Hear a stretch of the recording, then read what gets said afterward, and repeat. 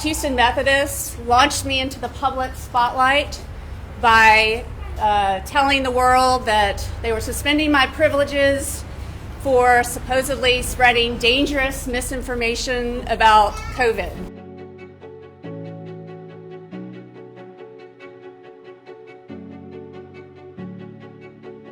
My ENT and sleep medicine practice morphed into this COVID center in response to my patients' needs and wants.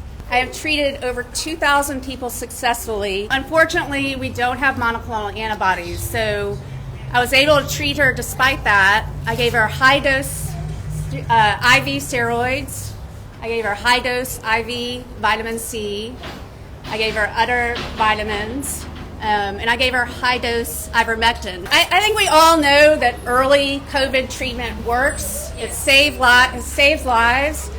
And I am not going to be silenced, intimidated, or bullied by Houston Methodist, Houston Chronicle, or anyone else who wants to target physicians that question the narrative. Medical freedom has been hijacked. It's been hijacked by hospitals, big pharma, insurance companies, and the federal agencies. Media companies and the bullying of physicians that don't follow the narrative, in hospitals and governments that are unwilling to share important data about the vaccines and about COVID treatments have bred mistrust amongst the public. Methodist Hospital is part of this problem.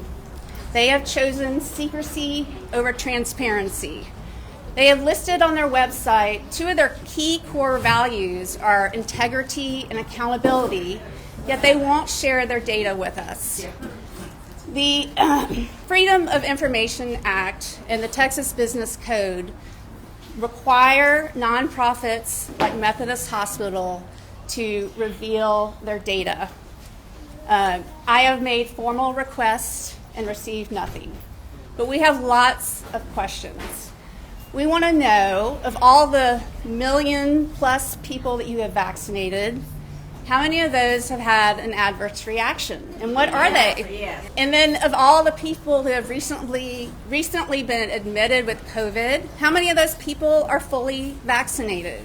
How many of your fully vaccinated employees are having breakthrough cases? And of the 2,879 patients that have died in your hospitals, how many of them were refused early treatment? Financially, we have a lot of questions.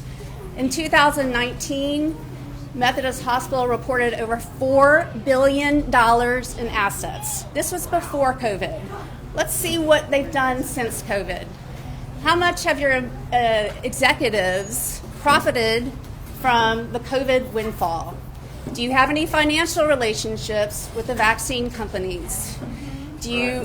How much are you making from the vaccines?